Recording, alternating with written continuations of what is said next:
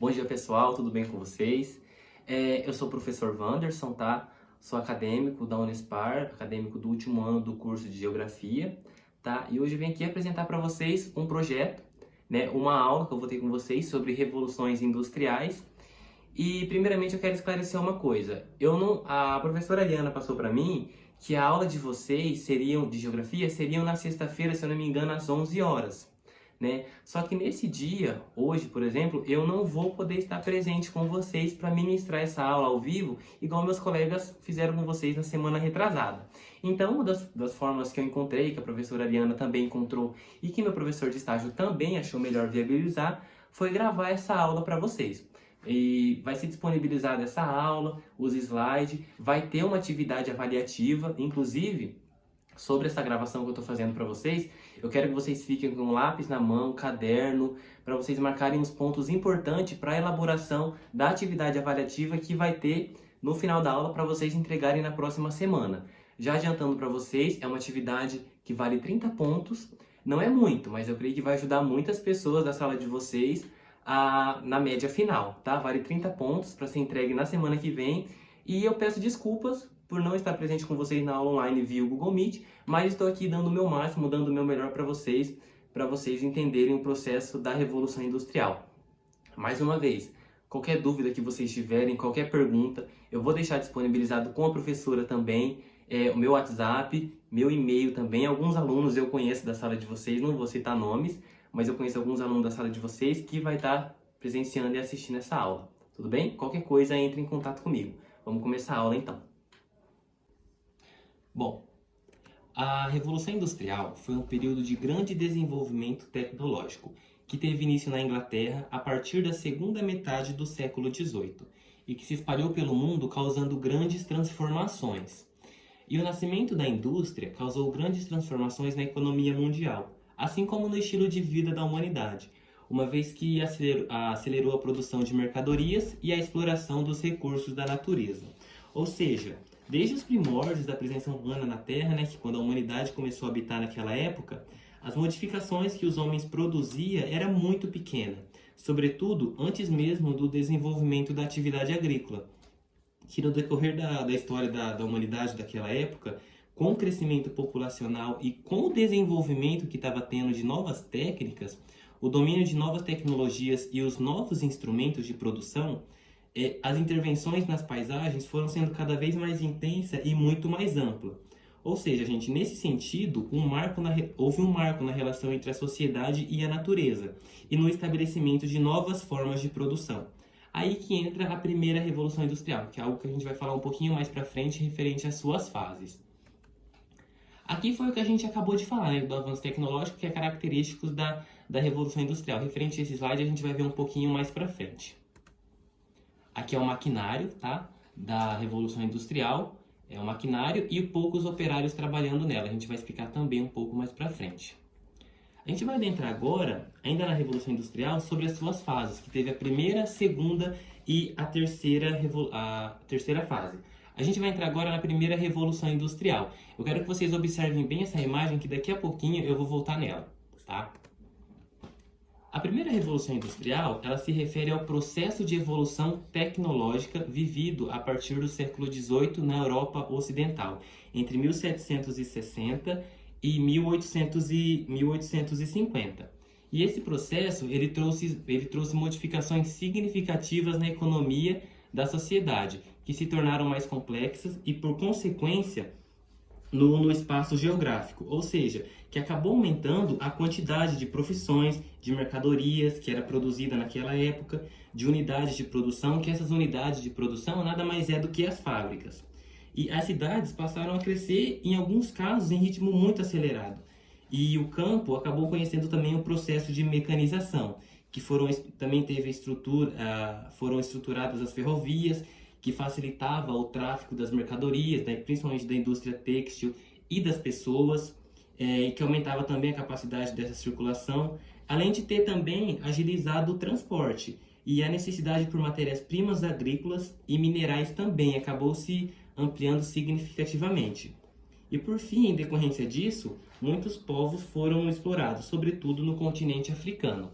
Eu vou adiantar um pouquinho para vocês, porque com a maquinofatura entrando naquela época, depois das tecnologias dos países desenvolvidos, muitos operários foram mandados embora, porque não precisava tanto operário para produzir uma mercadoria, sendo que tinha as máquinas, né? Isso a gente vai ver também um pouquinho mais para frente. Esse daqui era o maquinário, tá? Os grandes maquinários que as empresas tinham, que os operários investiam em cima delas. E essas modificações, né, da primeira Revolução Industrial, no primeiro momento, foram restritas aos países que hoje a gente denomina como os desenvolvidos, como a Alemanha, a França, a Bélgica, até mesmo a Holanda e a própria Inglaterra, que foi o berço dessa Revolução Industrial. Tá? E essa fase ela é marcada especialmente pela substituição da energia que era produzida pelo homem por energias como a vapor. Eu quero voltar aqui para vocês no slide que eu falei que iria voltar. Aqui, ó. Essa imagem aqui, ó.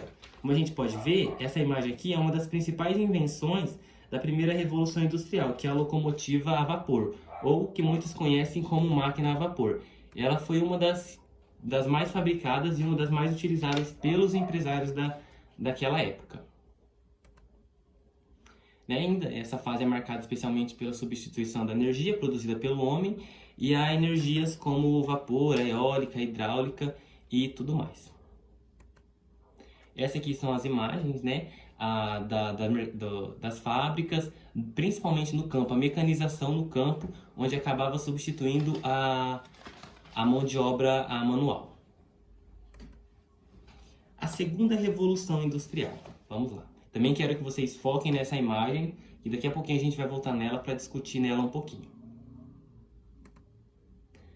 A segunda Revolução Industrial refere-se ao período entre a segunda metade do século XIX até meados do século XX, tendo seu fim durante a Segunda Guerra Mundial. E as principais invenções dessa fase estão associadas ao uso do petróleo como fonte de energia, utilizada na nova invenção, o motor, que era o motor a combustão. Por isso que eu quero que voltar nessa imagem aqui, ó. Aqui, ó.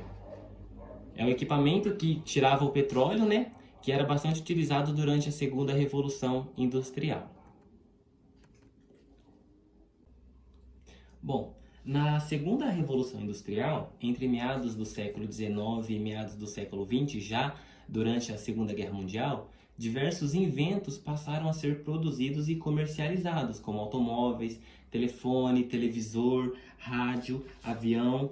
E essas situações de avanço tecnológico, que era muito contínuo e modernizado de equipamentos e dos produtos, podem contribuir para que as pessoas desvalorizem o que não é moderno. Inclusive, por exemplo, nas sociedades que têm uma grande riqueza cultural, nas quais a criatividade humana está muito presente de forma marcante, como nas diversas sociedades indígenas que habitam o Brasil. Ou seja, a gente pode ver isso na atualidade. As pessoas vão atrás do que é moderno, do que é de mais inovador, e esquecem a sua essência, a sua raiz.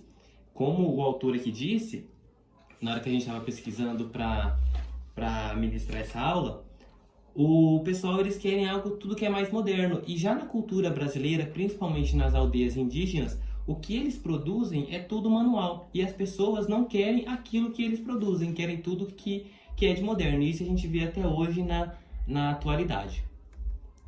Esse daqui, ele é um carrinho, ele é os carros que eram produzidos durante a primeira e segunda Revolução Industrial. Quem vê assim hoje, a juventude, nós que a gente vê hoje assim, ele não é um carro muito bonito. Não é um carro muito bonito. Se a gente vê na rua hoje, a gente vai achar muito estranho. Mas eu quero contar um fato marcante, que eu vi um carro desse andando assim nas avenidas lá de Maringá. Quem estava dirigindo era um senhorzinho bem de idade, a cabecinha branca, assim, sabe, bem vestido, num carro desse azul. Eu achei muito bacana. Só que eu não sei se ele realmente é daquela época ou se ele foi montado, se ele foi pintado, se é algo já mais ligado para algo moderno. Mas ele é um carro assim que aparenta ser muito daí e é muito bonitinho. Achei muito bacana. Até queria conversar com aquele senhorzinho para saber da história desse carro, mas fazer o quê, né? Quem sabe numa outra oportunidade. Aqui a gente já entra também na terceira revolução industrial. Essa revolução industrial, tudo já é moderno, tudo mecanizado, tudo com máquina, tudo já na atualidade. A terceira revolução industrial também é conhecida como a Revolução Técnico-Científica. Iniciou-se na metade do século XX, após a Segunda Guerra Mundial. Só para a gente ter uma base, a Segunda Guerra Mundial durou de 1939 a 1945. Se a terceira revolução foi logo após a Segunda Guerra Mundial, então ela é muito recente, ou seja, a gente vive isso até hoje. E essa fase, ela representa uma revolução não só apenas no setor industrial, visto que passou também a se relacionar não só no desenvolvimento tecnológico, voltado aos processos produtivos, mas também no avanço científico, deixando do que se limita apenas a alguns países, se espalhando por todo o mundo. Quando a gente fala em tecnologia, a gente pensa que é só nos países desenvolvidos que tem esse mecanismo, mas aqui mesmo no Brasil, por exemplo. O Brasil ele é muito rico no avanço científico, no avanço da medicina. E o Brasil ele é um país subdesenvolvido. Até mesmo os países que não é desenvolvido têm uma tecnologia avançada para o avanço da pesquisa científica. E as transformações possibilitadas pelos avanços técnicos científicos são vivenciados, né, até os dias atuais, como a gente falou anteriormente, sendo que cada nova descoberta representa um novo patamar alcançado dentro dessa fase da revolução. Ou seja, tudo que for alcançado, tudo que for histórico, na atualidade, vai ser incluso tudo dentro da terceira revolução industrial, tá? No que acaba consolidando o que ficou conhecido como capitalismo financeiro. Principalmente agora na segunda e na terceira revolução, tudo envolve capitalismo, tudo envolve dinheiro, tudo envolve as multinacionais dos países do exterior. E a introdução da biotecnologia, da robótica, avanço na área da genética, das telecomunicações, da eletrônica, do transporte, até mesmo dentre outras áreas.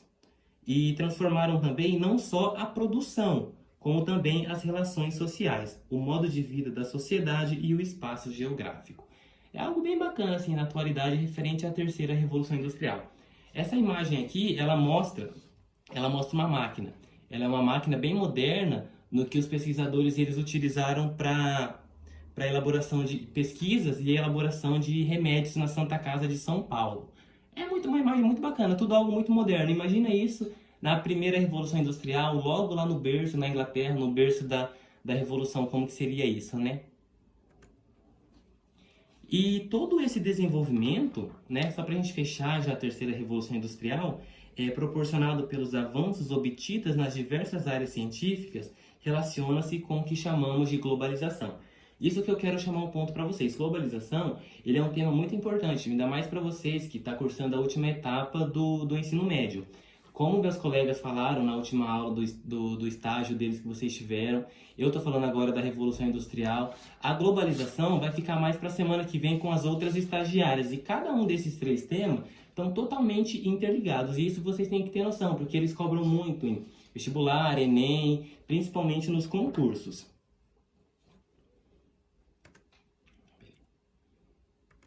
Deixa eu só ressaltar aqui mais uma vez que tudo isso se converge para a diminuição do tempo, da distância, o que acaba ligando as pessoas dentro dessa terceira revolução.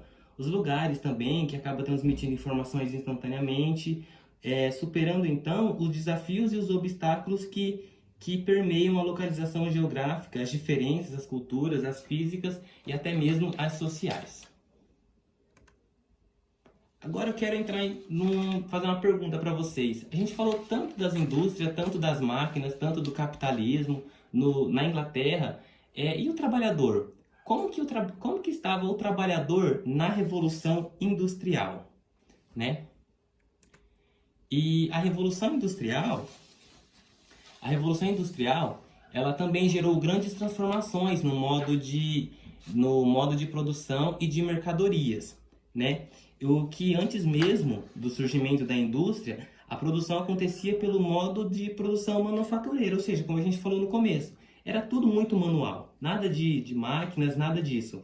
E isto é, o modo de produção manual que utilizava a capacidade artesanal, principalmente na primeira revolução, daquela época que era produzida, né? Assim, a manufatura ela foi substituída aos poucos pela maquinofatura, principalmente no que diz respeito da primeira e a segunda revolução industrial. A maquinofatura é a que a gente falou anteriormente, é o processo das máquinas.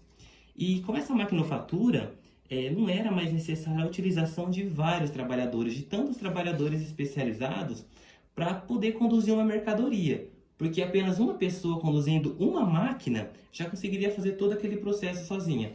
Vamos supor, um exemplo aqui na indústria têxtil da primeira revolução industrial.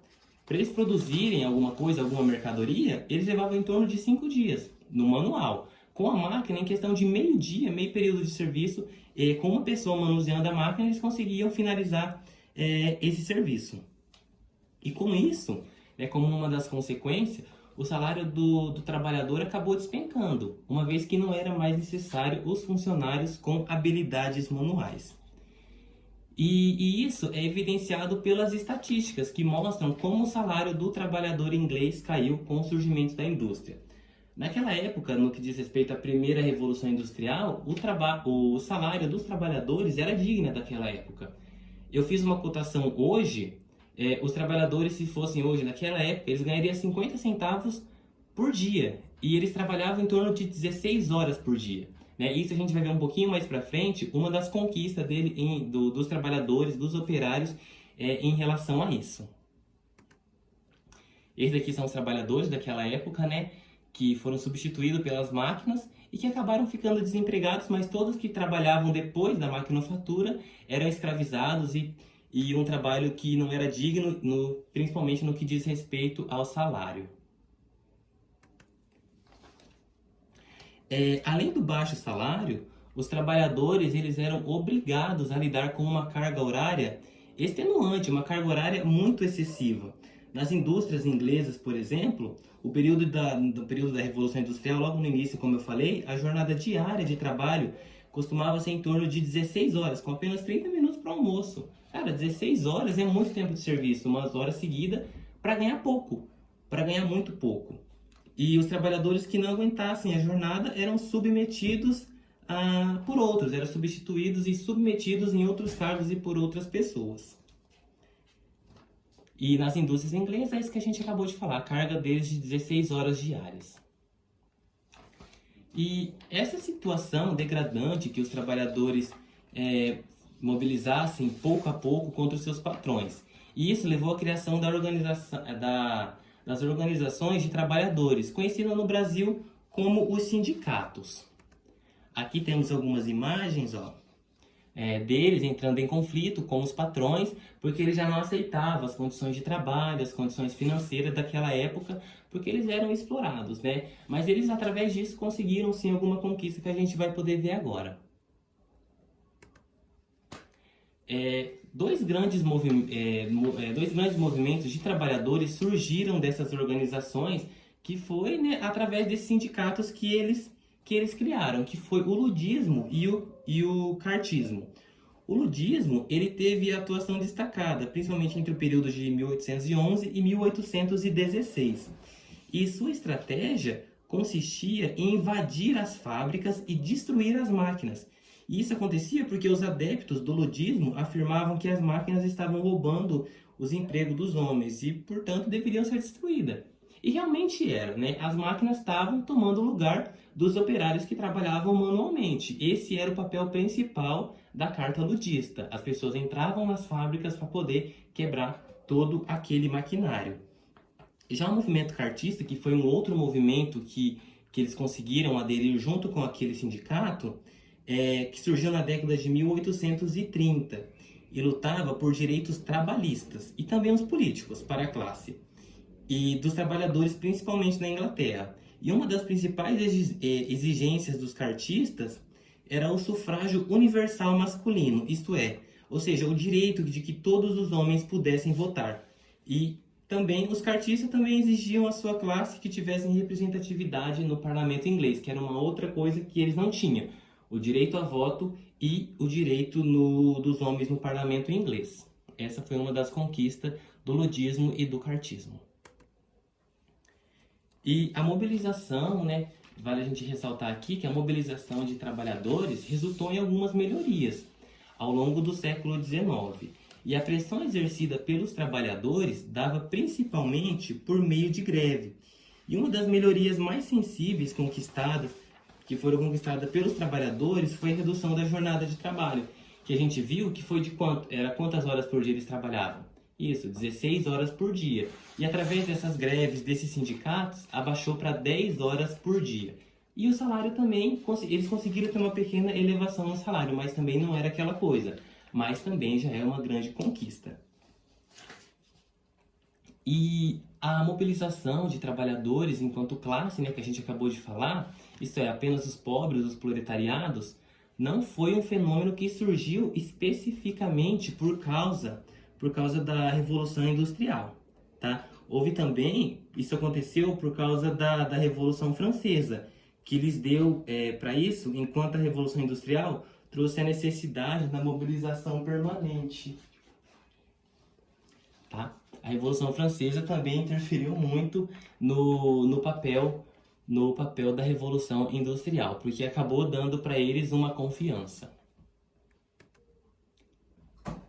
Ó, nessa imagem aqui, a gente tem um retrato da greve que eles faziam para melhor condição de trabalho. Ali está escrito, ó, trabalho ou tumulto, um ou outro, né? É uma imagem muito forte, muito marcante, porém teve alguns resultados positivos para a classe. Agora a gente se pergunta, por que na Inglaterra? Por que a Revolução Industrial começou na Inglaterra? A resposta é simples, né? Como a gente acabou de falar, a Inglaterra foi a nação pioneira no desenvolvimento industrial e tecnológico no mundo. Tá? Isso vale a gente frisar, que a gente não pode esquecer. Primeiramente, é importante estabelecer que o desenvolvimento tecnológico e industrial na Inglaterra foi possível porque a burguesia estabeleceu-se como classe e garantiu o desenvolvimento da economia inglesa na direção do capitalismo. E isso aconteceu já no século XVII, com a Revolução Gloriosa. Tá? Ou seja, a Revolução Gloriosa ela aconteceu em 1688 e consolidou o fim da monarquia absolutista na Inglaterra. Tá? Ela tem esse nome porque se dá para os acontecimentos que levaram à deposição do Jaime II e à coroação de Guilherme Orange e Maria Stuart como rei e rainha da Inglaterra. Essa revolução aqui ela foi muito importante também para a revolução, no âmbito da revolução industrial. E a Revolução Gloriosa, como a gente acabou de falar, ocorreu em 1688 e foi uma das etapas da Revolução Inglesa, além de ter sido responsável pela queda do absolutismo na Inglaterra. A monarquia absolutista inglesa transformou-se em uma monarquia constitucional, que consolidou o domínio da burguesia na Inglaterra. Essa aqui é uma das imagens que eu encontrei, em HD a gente pegou, né? Não vou falar que ela é recente, que ela é bem antiga, mas aqui mostra bem, né? Ali os rapazes, né? Torturando as pessoas, arrancou a cabeça do rapaz ali, né? Foi uma história bem marcante que se estabeleceu para a constituição da Revolução Industrial. Mas ainda continuando por que na Inglaterra, mas não bastava, né? Não bastava somente excedente de capital para garantir o desenvolvimento industrial. Era necessário também, gente, os trabalhadores, e a Inglaterra do século XVIII tinha a mão de obra muito excedente. E isso está relacionado com os cercamentos que aconteciam na Inglaterra e que se intensificaram a partir do século XVII. Esse cercamento ele acontecia pela lei, né, pela lei do cercamento, que era uma lei inglesa que permitia que as terras comuns, né, as terras simples, fossem cercadas e transformadas em pastos. E essas terras comuns eram parte do sistema feudal, que estipulava determinadas áreas para serem ocupadas e cultivadas pelo camponês. Como a gente falou aqui desses cercamentos, os proprietários de terra, eles podiam, sim, os pequenos proprietários de terra, podiam sim fazer o cercamento dessas áreas para colocar animais, principalmente as ovelhas, para tirar aquele pelo, para fazer lã, para para fazer os tecidos já na primeira Revolução Industrial, através daquele sistema daquela época. E sem nenhum tipo de qualificação, esses camponeses viram-se obrigados a trabalhar nos únicos locais que forneciam emprego, as indústrias. E assim, as indústrias que desenvolviam na Inglaterra tinham mão de obra muito excedente. Isso garantia que os patrões, o poder, né, o poder da barganha, que poderiam forçar os trabalhadores a aceitarem salários de fome por jornada diárias exaustiva.